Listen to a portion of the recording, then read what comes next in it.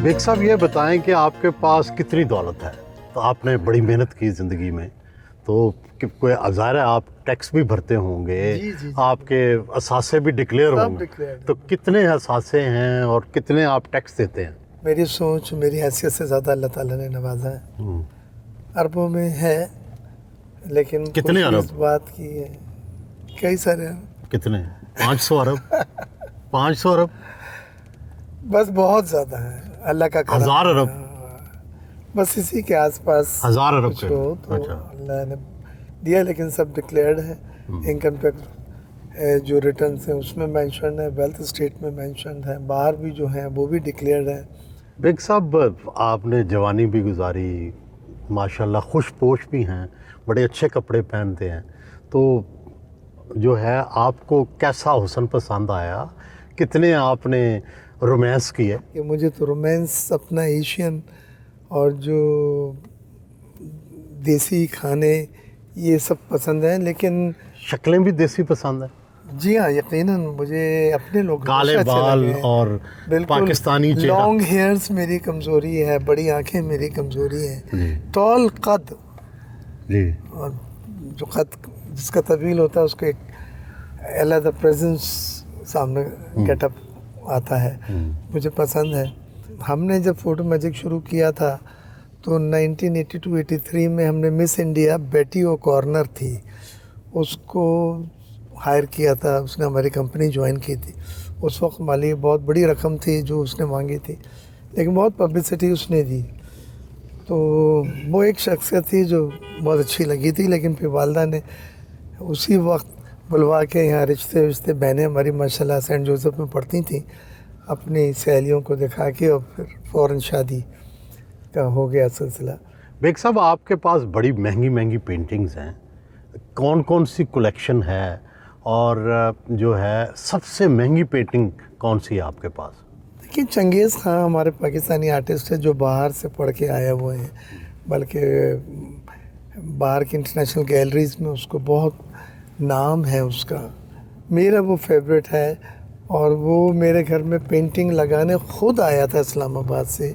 किस किस की और पेंटिंग्स है आपके पास? मेरे पास सादिक़ैन की भी हैं, मेरे पास इकबाल की भी, इकबाल मेहंदी की भी हैं, वो स्केचेस में बहुत अच्छा है। मेरे पास मशकूर की हैं, तो घोड़ों में उससे बेहतर कोई नहीं आ सका। सबसे महंगी पेंटिंग कितने की है आपके पास? जो पुरानी है वो यकीनन आप करोड़ों से भी ज़्यादा है, बल्कि अब पेंटिंग तो एक इन्वेस्टमेंट हो गया है। अच्छा, वो कैसे? अगर आप इन्वेस्टमेंट करते हैं, आपने 1 करोड़ में ख़रीदी है, तो जब आर्टिस्ट मर जाता है या 5, 6, 7, 10 साल के बाद उसकी कीमत 5 करोड़ हो जाती है।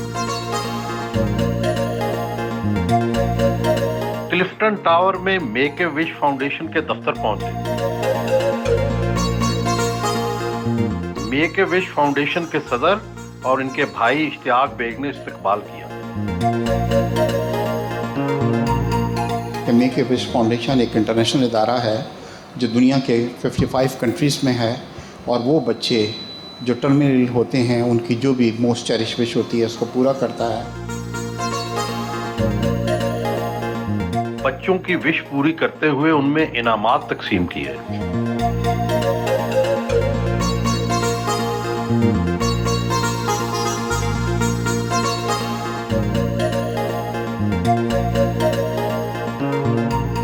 बेग साहब ज़िंदगी में मुश्किल तरीन वक्त कब देखा आपने? ज़ाहिर है आप तो मिडिल क्लास से ऊपर आए हैं, सेल्फ मेड हैं, तो मुश्किल तरीन वक्त कब था? बीबी शहीद हुई थी, मैं इलेक्शन लड़ रहा था, हमें सुबह घड़ी खुदा बख्श जाना था बीबी की तदफीन के लिए, और रात को जब मैं उस जलसे से जो उसी वक्त ख़त्म करना पड़ा, मैं बिलावल हाउस गया, क्योंकि चार्टर प्लेन का इंतज़ाम करना था जिसमें तमाम लोगों ने पहुंचना था। तो आग ही आग थी, और मैं उतर के रोक रहा था, समझा रहा था कि ये ना करें, लेकिन लोग बिल्कुल बेकाबू थे। वो लम्हा मुझे बहुत। आपने मोहतरमा बेनज़ीर भुट्टो को देखा, आपने आसिफ अली जरदारी साहब के साथ काम किया, बिलावल साहब को भी आप करीब से देख रहे हैं, इन तीनों में क्या फ़र्क है? देखिए, मैं समझता हूँ तीनों में एक दूसरे के एजेंडे का एक्सटेंशन है। तीनों में कुछ बेसिक चीज़ें हैं कि जैसे वर्कर से मोहब्बत है, पार्टी के लोगों को अकोमोडेट करना है, वो नज़र आता है मुझे। लेकिन बिलावल साहब जो हैं, जो वो मेहनत कर रहे हैं, मैं समझता हूँ इट इज़ अनप्रेसिडेंटेड। अब हमारी इलेक्शन में मैंने उनसे कहा कि सर मेरे हलके में एक जलसा आपने करना है, मेरी जीत के लिए ज़रूरी है, आप हाँ करें। फिर उनका मैसेज आया जो रैली निकाल रहे हैं और आपके हलके से गुजरेगी भी और वहाँ तकरीर भी करेंगे आप। आपकी बहन के कत्ल का दिलखराश वाक़या भी हुआ, आपके ख़ानदान को सदमा भी हुआ, वो क्या हकीकत क्या थी कि? देखिए, मेरी सिस्टर आफरीन बेग बहुत ही टैलेंटेड मेरी बहन थी। उन्होंने एक प्रोडक्शन हाउस हमसे रिक्वेस्ट की थी, तो हम दोनों भाइयों ने बेग प्रोडक्शन के नाम से उसको एक प्रोडक्शन हाउस शुरू करवाया था। उसने सुपर हिट ड्रामा सीरियल कभी कभी प्यार में, क्या यही प्यार है, चांदनी रातें, अनारकली, आपको पता है वो जो इंडिया से डायरेक्टर्स और सब आए थे वो बनाए थे। तो उसी दौरान उनकी एक डायरेक्टर थे, उनसे मुलाकात भी हो गई। फिर उन्होंने शादी की ख्वाहिश की, हमने मना किया लेकिन वो बज़िद थी, नहीं मानी। और फिर बाद में सुनने में आया कि उसने ये कहा था कि जी मैंने इंडियन फिल्म बनाना चाहता हूँ और उसके लिए पता नहीं 10-20 करोड़ रुपए की डिमांड किया गया था। और न होने के शुगल में फारूक मैंगल नाम होता था उनका। ये ट्रेजिक वाक़या हुआ है, और कुछ हो या ना हो, but we lost a very talented sister. लेकिन वो केस का क्या बना? ठीक केस में उसको और ड्राइवर को मौत की सज़ा हुई थी, लेकिन सुप्रीम कोर्ट को जाके वो एविडेंसेस वो कहते हैं कि पूरे नहीं थे, उनको छोड़ा है। 5 साल तक वो अंदर ही रहे और पकड़े गए थे। आपकी फैमिली का नाम माजी में कई मामलात में आता रहा। आपके भाई इश्तियाक बेग साहब ने नाजिया हसन से शादी की, आप भी उस शादी में शरीक हुए, फिर उसका बड़ा ट्रेजिक अंजाम हुआ। वो बच्चा कहाँ है, उस मामले का क्या अंजाम हुआ? शादी बिल्कुल हुई थी और इश्तियाक ने जानते बूझते हुए कि उसको कैंसर है शादी की थी और एक बच्चा हुआ, जबकि डॉक्टर ने मना किया था कि इसको भी कैंसर हो सकता है। लेकिन नाजिया बज़िद थी कि नहीं मुझे औलाद चाहिए, और एक बड़ा फ़ैसला करना पड़ा, बहुत डिफ़िकल्ट फ़ैसला था जिसमें मुझे भी बिठाया गया था। बहरहाल उसके बाद फिर ये हुआ कि नाजिया को रिकूप हुआ, यानी कैंसर ऑपरेशन करके जो निकाल दिया गया था वो दोबारा हो गया। और उस सिलसिले में फिर लंदन में इलाज कराए, सब पैसे यहाँ बैंकों से भेजे और उसके बाद उनका इंतकाल हो सका, बच नहीं सके।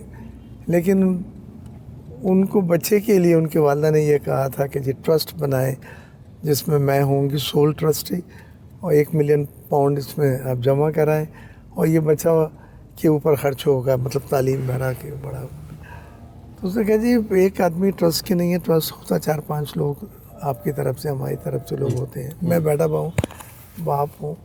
लेकिन फिर वहाँ पे इख्तलाफात शुरू हुए तो उन्होंने केस वेस कराया कि नाजिया को इश्तियाक ने मारा है। हालांकि दुनिया जानती थी कि ये अपना कैंसर था और वो कैंसर दोबारा रिकूप हुआ है। बहरहाल केस चला, फिर साबित हो गया मेडिकल रिपोर्ट्स में, पोस्टमार्टम रिपोर्ट्स में कि नहीं ये कैंसर था। लेकिन मुझे बड़ा दुख है कि उस एक इतने बड़े आर्टिस्ट को जो मुल्क का सरमाई थी, वो उसका जो इख्तिताम है दुनिया से वो बहुत हौलनाक रहा। ये तो वो भतीजा कभी आपसे मिला? मिले नहीं है, वो लंदन में पढ़ रहे हैं, उनकी नाजिया की वालदा के पास हैं, लेकिन वो मिलने नहीं देती। लेकिन हम और इश्तियाक से पूरी जिम्मेदारी उसकी हमारी है और जब भी कभी मौका आया तो इंशाल्लाह पीछे नहीं पाएंगे। अपनी मलकीती बिल्डिंग बेग टावर पहुंचे।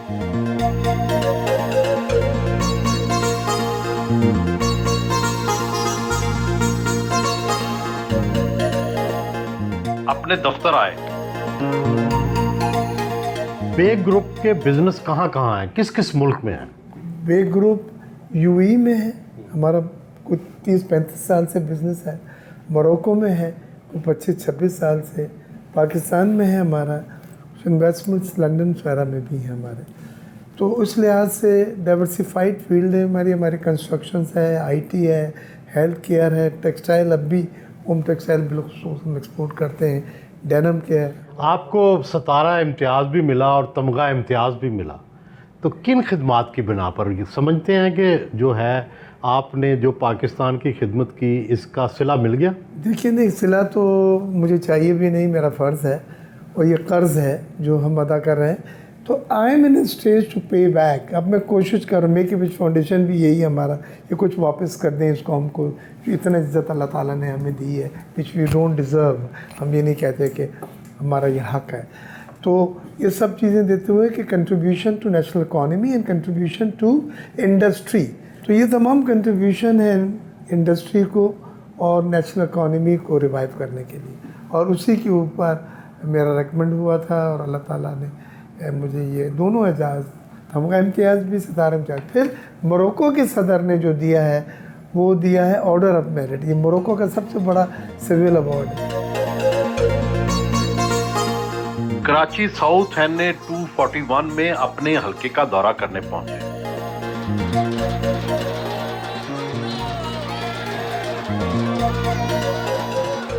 हलके के अवाम ने फूल बरसाए और नारे लगाए।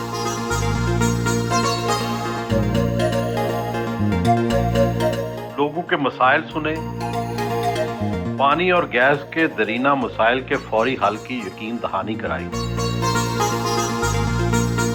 छोटे भाई इश्तियाक बेग मराकश के एजाजी कौंसल जनरल हैं और PMLN के लीडर भी हैं, उनके घर आए।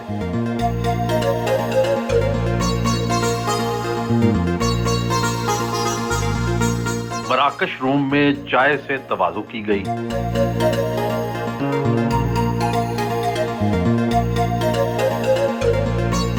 इख्तियार भाई के बारे में बताएं, कैसे भाई हैं और कैसे कारोबारी हैं, कैसे सियासतदान हैं। आप नून में हैं, ये पीपल्स पार्टी में हैं, तो क्या आपस में बहस मुबाहिसा होता है? इख्तियार भाई is a fatherly figure to me after the death of my father माशाल्लाह, और हमारा कारोबार भी जो है वो साथ है। तो ये मैच्योरिटी है कि एक भाई एक पार्टी में है, दूसरा भाई दूसरी पार्टी में है, and I wish him good luck. और मैं बहुत खुश हूँ मियाँ साहब से, और इंशाल्लाह मैं उनका डाई हार्टेड जो हूँ, एक एडमायरर भी हूँ, उनका कारकुन भी हूँ, और इंशाल्लाह मेरा ज़िंदगी भर आखिरी सांस तक उनकी पार्टी से ताल्लुक़ रहेगा। जी इमरान साहब बताएं अपने ताया के बारे में, कैसे हैं, कितना आपसे नाराज़ होते हैं, कितना खुश होते हैं? विराट साहब वैसे नाराज़ तो इनको करते रहते हैं हम, लेकिन ताया से ज़्यादा ये मैं अब्बा को और इनको एक ही लेवल पे जो है ना मैं समझता हूँ कि अब मेरे लिए बराबर हैं, क्योंकि पूरे बचपन इन्होंने अब्बा के साथ जो है ना हमें पाला है, पोसा है। कभी फ़र्क महसूस मुझे नहीं होने दिया उनके बेटों में और मुझ में। कोई इनकी खामियां? काम काम काम, सुबह सबसे पहले उठते हैं और रात को सबसे आखिर में सोते हैं। ऑलवेज़ प्रोडक्टिव माशाल्लाह। इनकी जो एनर्जी है मैं भी चाहता हूँ क्या इंशाल्लाह मुझ में भी वो एनर्जी आए। आप बच्चे आगे किस तरह से चल रहे हैं? हम बच्चे भी सर दोनों भाइयों से सीख के उसी तरह चलने चाह रहे हैं, और वही ट्रेडिशन, वही टुगेदरनेस हम में भी आया है देख देख के दोनों भाइयों को, और हम भी अपने बच्चों को भी यही सिखाएंगे क्या इसी तरह फैमिली को आगे लेके चलना होता है। क्या इनकी खूबियाँ खामियाँ देखी? नेबर भी हैं, आपके हस्बैंड के ताया भी हैं, इंटरेक्शन भी होता है। ही इज़ लाइक सारों के लिए एक फादर फिगर, यू नो, घर के बड़े हैं जैसे। He is always been loving. अगर किसी को कोई एडवाइस चाहिए हो तो हम इनके पास आते हैं, प्रॉब्लम सॉल्वर हैं। लाइक कभी इनने ऐसे नहीं फील कराया जैसे यू नो ऐसे ही फील किया जैसे I am part of the family. पहले दिन से बहुत वार्म और लविंग रहे हैं हमेशा।